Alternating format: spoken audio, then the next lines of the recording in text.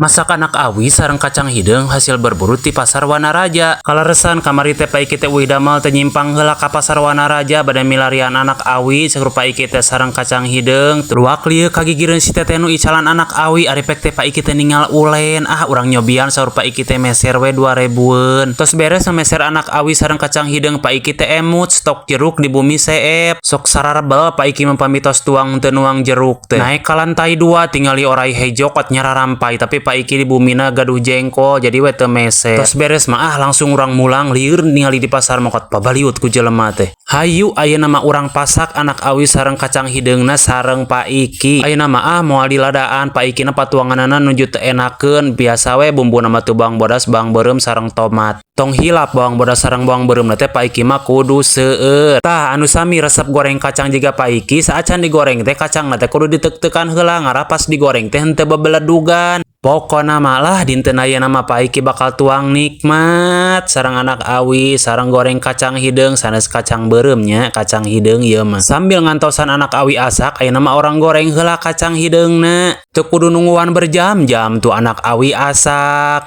kacang hidung asak. Goreng asin mah teh keng kalangkung da sok aya anu benten geuning pami teu aya goreng asin teh. Alhamdulillah tuh Pak Iki mah tos beres we ngagoreng kacang hidung, goreng asin sareng anak awi. Sok enggal gara mararasak ulah kapiheulaan wae ku Pak Iki.